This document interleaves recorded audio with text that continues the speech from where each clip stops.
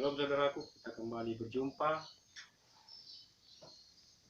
di hari yang ke-30 bulan Juni ini.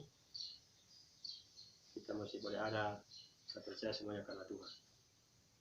Sebelum kita melanjutkan sesi ini, mari kita berdoa. Terima kasih Tuhan buat segala anugerah-Mu yang sempurna terus memenuhi kehidupan kami, penyertaan-Mu, perlindungan-Mu. Sehingga pada hari ini, hari yang ke-30 di bulan Juni, kami masih boleh ada semuanya karena berkat-berkat-Mu, karena perlindungan-Mu, karena penyertaan-Mu. Tidak ada yang dapat kami beri selain mengucap syukur untuk semua kemurahan Tuhan yang terus kami nikmati. Kami akan melanjutkan sesi penerangan firman-Mu. Mari tolong kami Roh Kudus, terangi hati kami sehingga kami dapat memahami kehendak-Mu dari firman-Mu yang akan baca dan renungkan. Di dalam nama Tuhan Yesus Kristus kami sambut firman-Mu. Haleluya. Amin. Haleluya. Saudara yang kasih Tuhan, pada hari ini kita tetap masih ada di dalam kitab Roma. Kita sekarang ada di pasal 2. Haleluya. Dengan judul perikop, hukuman Allah atas semua orang. Haleluya. Karena itu hai manusia, siapapun juga engkau, ya, haleluya, yang menghakimi orang lain, engkau sendiri tidak bebas dari salah. Manusia-manusia yang suka menghakimi orang lain. Sebab dalam menghakimi orang lain, engkau menghakimi dirimu sendiri, karena engkau yang menghakimi orang lain melakukan hal yang sama. Haleluya. Tetapi kita tahu bahwa hukuman Allah berlangsung secara jujur atas mereka yang berbuat demikian. Dan engkau, hai manusia, engkau yang menghakimi mereka yang berbuat demikian, sedangkan engkau sendiri melakukannya juga. Adakah engkau sangka bahwa engkau akan luput dari hukuman Allah? Haleluya. Maukah engkau menganggap sepi kekayaan kemurahannya, kesabarannya, dan kelapangan hatinya? Haleluya. Tidakkah engkau tahu bahwa maksud kemurahan Allah ialah menuntun engkau kepada pertobatan? Haleluya.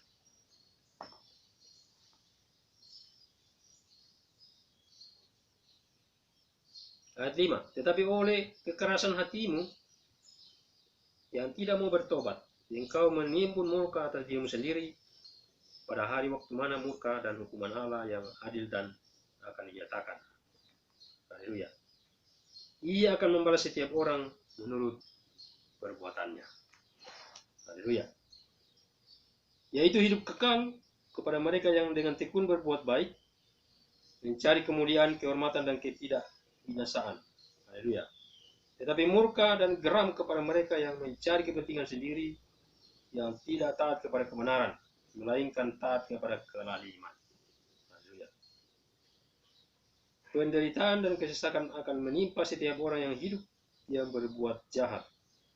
Pertama-tama orang Yahudi dan juga orang Yunani. Haleluya. Tetapi kemuliaan, kehormatan, dan damai sejahtera akan diperoleh semua orang yang berbuat baik. Pertama-tama orang Yahudi dan juga orang Yunani. Haleluya. Dua-dua. Sebab Allah tidak memandang bulu. Ya. 12. Sebab semua orang yang berdosa tanpa hukum Taurat akan binasa tanpa hukum Taurat. Dan semua orang yang berdosa di bawah hukum Taurat akan diyakini oleh hukum Taurat.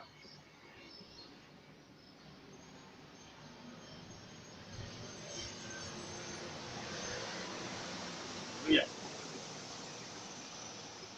Karena bukanlah orang yang mendengar hukum Taurat yang benar di hadapan Allah, tetapi orang yang melakukan hukum Tauratlah yang akan dibenarkan. Haleluya. Apabila bangsa-bangsa lain yang tidak memiliki hukum Taurat oleh dorongan diri sendiri melakukan apa yang dituntut hukum Taurat, maka walaupun mereka tidak memiliki hukum Taurat, mereka menjadi hukum Taurat bagi diri mereka sendiri. Haleluya. Sebab dengan itu mereka menunjukkan bahwa isi hukum Taurat ada tertulis di dalam hati mereka, dan suara hati mereka turut bersaksi, dan pikiran mereka yang saling menuduh atau saling membela. Hal itu akan nampak pada hari bila mana Allah sesuai dengan Injil sesuai dengan Injil yang kau beritakan akan menghakimi segala sesuatu yang tersembunyi di dalam hati manusia oleh Yesus, oleh Kristus Yesus. Haleluya.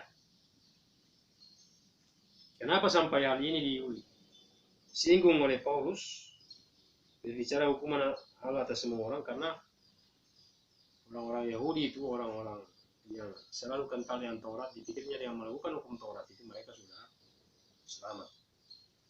Haleluya. Padahal justru karena Injil mereka menolak. Makanya Paulus ini menegaskan kepada mereka bahwa hukuman Allah itu nyata atas semua orang, tidak terkecuali. Jadi siapa yang dikatakan yang menindas kebenaran dan keadilan itu, mereka tidak akan luput daripada hukuman Allah. Itu yang dilanjutkan daripada apa yang pernah sebelumnya. Jadi kefasikan dan keadilan manusia itu yang menindas kebenaran, mereka tidak akan luput daripada hukuman Allah. Haleluya. Hai manusia, karena itu, hai manusia siapapun juga engkau yang menghakimi orang lain, engkau sendiri tidak bebas dari salah. Ya. Manusia menghakimi. Sebab dalam menghakimi orang lain, engkau menghakimi diri sendiri. Ya, karena engkau menghakimi orang lain melakukan hal yang sama, ya sama saja. Tetapi kita tahu bahwa hukuman Allah berlangsung secara jujur atas mereka yang berbuat demikian. Haleluya. Dan engkau, hai manusia, engkau yang menghakimi mereka yang berbuat demikian, sedangkan engkau sendiri melakukannya juga. Adakah engkau sangka bahwa engkau akan luput dari hukuman Allah? Itu yang terjadi atas orang-orang Farisi dan ahli Taurat. Haleluya. Sehingga dikatakan, maukah engkau menganggap sepi kekayaan kemurahannya, kesabarannya? Maukah engkau menganggap sepi kekayaan kemurahannya, kesabarannya, dan kelapangan hatinya? Tidakkah engkau tahu bahwa maksud kemurahan Allah ialah menuntun engkau kepada pertobatan? Jadi, waktu dan kesempatan yang masih ada yang diberikan dalam kehidupan kita adalah merupakan kesempatan untuk haleluya. Dikatakan untuk menuntun kau kepada pertobatan. Haleluya. Jadi maksudnya orang-orang yang ada di Roma yang menolak Injil. Haleluya. Kemurahan Allah itu masih berlangsung. Katakan. Maksud kemurahan Allah ialah menuntun engkau kepada pertobatan. Pertobatan. Haleluya. Tetapi oleh kekerasan hati yang tidak mau bertobat. Jadi kalau tidak mau bertobat, berarti menimbun murka atas diri sendiri. Ya, pada hari di mana murka Allah, hukuman Allah akan hadir dan nyatakan. Katakan dia akan membalas setiap orang menurut perbuatan tangannya. Ya, jadi dan tulisan firman dikatakan bahwa apapun apa yang ditabur orang itu yang dituai. Hukum tabur tuai. Nah, dikatakan ia akan membalas setiap orang menurut perbuatannya, yaitu kekal bagi mereka yang tekun berbuat baik, mencari kemuliaan dan kehormatan dan ketidakbiasaan. Tetapi murka dan geram pada mereka yang mencari kepentingan diri sendiri dan tidak taat kepada kebenaran, ya, melainkan taat kepada kelaliman. Kelaliman. Penderitaan dan kesesakan akan menimpa setiap orang yang hidup berbuat jahat. Ya, pertama-tama dikatakan orang Yahudi dan juga orang Yunani. Tetapi kemudian kemuliaan, kehormatan, dan damai sejahtera akan diperoleh semua orang yang berbuat baik. Ya, pertama-tama orang Yahudi dan juga orang Yunani. Seperti katakan Allah tidak memandang bulu. Haleluya. Sebab semua orang yang berdosa tanpa hukum Taurat akan binasa tanpa hukum Taurat. Ya, semua orang yang berdosa tanpa hukum Taurat akan binasa juga tanpa hukum Taurat. Haleluya. Dan semua orang yang berdosa di bawah hukum Taurat akan dihakimi oleh hukum Taurat. Hukum Taurat itu yang akan menghakimi mereka. Ya, karena bukanlah orang yang mendengar hukum Taurat yang benar di hadapan Allah, tetapi orang yang melakukannya. Haleluya. Orang yang melakukan. Ada yang tidak tahu Taurat tapi dia melakukan. Haleluya. Katakan selanjutnya, jelaskan toh. Walaupun mereka tidak memiliki hukum Taurat, mereka menjadi hukum Taurat bagi diri mereka sendiri. Sebab dengan itu mereka menunjukkan bahwa isi hukum Taurat ada tertulis di dalam hati mereka. Haleluya. Dan suara hati mereka turut bersaksi dan pikiran mereka saling menuduh atau saling membela. Hal itu akan nampak pada hari bila mana Allah sesuai dengan Injil yang kuberitakan akan menghakimi segala sesuatu yang tersembunyi dalam hati manusia oleh Kristus Yesus. Haleluya.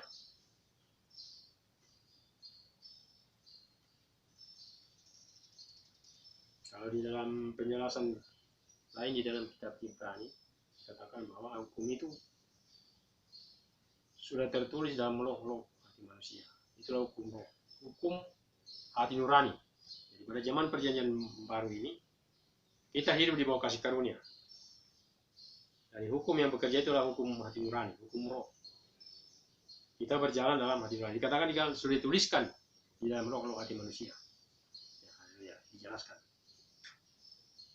bahwa hukum itu bukan lagi dalam loh batu, tetapi dituliskan oleh Roh Kudus di dalam loh hati kita. Nah, itulah zaman hari ini adalah mana kita berada dalam zaman kasih karunia, zaman Roh Kudus. Jadi hukum itu bekerja di dalam hati nurani. Katakan tadi, kalau kita tidak, kita akan menuduh, hati akan tertuduh. Haleluya. Kita tidak hidup di bawah hukum kasih karunia. Kita bukan tidak lagi di bawah hukum Taurat, karena Yesus sudah datang untuk menggenapi hukum Taurat. Taurat itu sendiri sudah digenapi oleh Yesus sendiri, nyata di dalam daging. Haleluya. Kenapa sampai Yesus harus nyata dalam daging? Yang tadinya roh, supaya daging ditaklukkan oleh roh. Haleluya. Itu yang terjadi.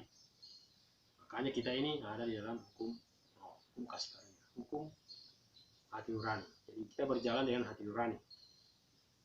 Kalau tidak sejahtera, jangan dilakukan. Haleluya. Itu ukurannya. Karena ukuran kerjaan Allah itu adalah damai sejahtera dan sukacita. Kebenaran, damai sejahtera dan sukacita oleh Roh Kudus. Haleluya. Nah, Paulus ini menjelaskan kepada orang-orang di Roma karena mereka masih kental dengan hukum Taurat. Sehingga mereka sulit untuk menerima Injil kasih karunia Allah dengan Yesus Kristus yang dikerjakan oleh Roh Kudus. Haleluya. Jadi hukum Taurat itu datang dinyatakan oleh karena ada pelanggaran. Haleluya. Ada pelanggaran waktu bangsa Israel berjalan dari Mesir kepada Kanaan, mereka melanggar ketentuan-ketentuan Tuhan, ketentuan-ketentuan Tuhan. Sedang kita tuliskan 10 hukum Taurat, 10 hukum tertulis. Dan kita tahu diterima oleh Musa di atas gunung, tulisan 2 loh batu. Tetapi dikatakan dalam Ibrani bahwa di zaman ini, sekarang ini, hukum itu sudah tertulis di dalam loh hati kita. Itulah hukum hati nurani. Orang yang hidup baru dalam Tuhan berjalan di dalam hukum hati nurani. Hidup dalam Roh Kudus. Hidup di dalam tuntunan Roh Kudus. Dan itu bekerja di dalam hati nurani. Haleluya. Saya percaya kita semua yang sudah lahir baru, kita sudah mengalami pengalaman dalam itu. Haleluya. Sehingga kita tidak lagi, itu yang akan mendewasakan kita, sehingga dikatakan di dalam tulisan firman lain bahwa kita tidak perlu diajar lagi. Haleluya. Oleh sesama kita, karena Roh sendiri itu yang mengajar kita. Roh Kudus yang mengajar kita tentang segala sesuatu. Seperti saya saksikan pribadi saya sendiri, saya tidak pernah melewati sekolah formil secara teologi, tapi oleh Roh Kudus yang menyatakan kebenaran dalam diri saya banyak memahami firman Tuhan, saya banyak memahami isi Alkitab. Dan dengan demikian, saya akan banyak memahami kehendak Tuhan, memahami pribadi Tuhan. Karena Alkitab ini adalah pribadi Tuhan yang tertulis. Haleluya. Oleh Roh Kudus. Makanya dalam Efesus 1 ayat 14 bahwa Roh Kudus itulah jaminan bagian kita sampai kita memperoleh seluruhnya. Jadi jaminan. Jadi setiap orang yang percaya kepada Tuhan Yesus harus dipenuhi oleh Roh Kudus. Itu wajib, mutlak, supaya Roh Kudus yang menuntun dia kepada seluruh kebenaran. Nah, untuk mengerti kebenaran hanya oleh pekerjaan Roh Kudus. Haleluya. Untuk mengerti pribadi Tuhan pribadi Yesus, hanya oleh pekerjaan Roh Kudus. Untuk mengerti pribadi Bapa, Yahweh, Elohim, kita harus mengenal pribadi Yesus, karena Yesuslah yang menyatakan. Haleluya. Yesuslah yang menyatakan pribadi Bapa, pribadi Elohim, pribadi Yahweh. Karena dia sendiri katakan kepada muridnya, kalau kamu melihat aku, kamu sudah melihat Bapa. Kalau murid-murid bertanya kepada dia, tunjukkanlah Bapa itu kepada kami. Yesus katakan, kalau kamu melihat aku, kamu sudah melihat Bapa. Ini yang harus terjadi. Kita mau mengenal Tuhan lebih dalam lagi, harus mengenal, harus dipenuhi Roh Kudus, dan oleh Roh Kudus juga kita dapat memahami firman Tuhan. Firman Tuhan itu kan Tuhan yang tertulis oleh ilham Roh Bapa, pribadi Yesus sendiri yang tertulis, yang sudah nyata di dalam daging, di dalam manusia. Haleluya, itu yang kita sudah alami hari-hari ini. Di zaman akhir ini, di zaman Roh Kudus, pribadi Yesus sudah nyata dalam kehidupan kita. Haleluya. Penyertaan Yesus itu sudah sempurna kita boleh rasakan. Yaitu ada. Ukurannya apa? Damai sejahtera. Ukurannya kebenaran. Nah, kebenaran itu tidak lain ada pribadi Yesus. Haleluya. Kebenaran ini itu tidak ada firman Tuhan. Karena firman Tuhan ini adalah pribadi Yesus yang tertulis. Haleluya. Nyata sudah. Haleluya. Kalau mau mengenal Tuhan lebih dalam, banyak membaca Alkitab, banyak merenungkan firman, banyak bersekutu dengan Roh Kudus, hidup dalam pujian dan penyembahan. Haleluya, itu saja praktis saja, menjadi orang percaya, menjadi orang Kristen yang sejati. Melakukan kebenaran, melakukan kehendak Bapa. Haleluya. Karena hanya orang-orang yang melakukan firman Tuhan, melakukan kebenaran, yang berkenan di hati Bapa. Haleluya. Waktu murid Yesus dibawa ke gunung bersama-sama dengan Yesus, kan ada tiga pribadi yang muncul. Kalau tidak salah itu Musa, Elia. Kemudian Yesus sendiri. Terakhir mereka melihat tinggal Yesus. Dan akhirnya ada suara dari awan berkata, Bapa yang bersuruh dari surga, Bapa yang Yahweh. Inilah anakku yang kukasihi, kepadanya aku berkenan, dengarkanlah dia. Berarti bukan Musa, bukan Elia juga. Tapi Yesus yang menyatakan pribadi Bapa. Haleluya. Karena dia memang lahir dari Roh Kudus. Roh Bapa sendiri, Roh. Lewat perawan Maria. Haleluya. Jadi, makanya untuk zaman akhir ini, zaman kasih karunia ini, semuanya itu berjalan di dalam hukum hati nurani. Haleluya. Orang yang semakin dewasa dalam Tuhan akan lebih peka dengan hati nuraninya. Haleluya. Saya kira ini yang bisa saya jelaskan pada hari ini, pada sesi ini, saudaraku. Inilah yang dimaksud Paulus, hukuman Allah atas semua orang. Jadi ada dikatakan tadi orang Yahudi dan Yunani, karena mereka Paulus berada di Roma. Haleluya. Jadi, tapi itu kasih karunia itu kan sudah sampai kepada bangsa-bangsa, kepada kita hari ini. Jadi saya percaya kita semua yang sudah ada dalam Tuhan, kita sangat banyak mengerti dan sangat banyak pengalaman dengan Roh Kudus setiap hari, setiap waktu, yang kita mengiring Tuhan.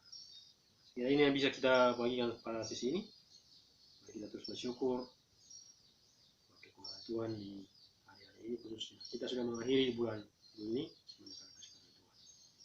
Mari kita bersyukur. Terima kasih Bapak, kami bersyukur firman-Mu yang datang pada hari ini kepada kami. Secara manusia kami terbatas untuk memahami, tapi kami sungguh percaya Roh Kudus-Mu dapat menolong kami untuk memahami seluruh kebenaran. Karena itulah, untuk itu Roh Kudus ditaruh dalam hati kami, supaya oleh Roh Kudus kami dapat memahami kebenaran-Mu, firman-Mu, dan pribadi-Mu sendiri, dan seluruh rencana Tuhan dalam kehidupan kami. Terima kasih, kami menyerahkan hidup kami bersyukur untuk bulan yang sudah kami lewati, semuanya karena Tuhan. Kami menyerahkan hidup kami untuk menghadapi hari ke depan. Biarlah Tuhan yang terus ada bersama kami, berlindung sempurna kehidupan kami, umat-umat-Mu di segala tempat, segala waktu. Engkau memberkati hidup mereka. Sukacita dan sejahtera menjadi bagi mereka, kekuatan-Mu, perlindungan-Mu menjadi bagi mereka. Terpuji nama Bapa, di dalam nama Tuhan Yesus Kristus, kami berdoa dan mengucap syukur. Haleluya. Amin.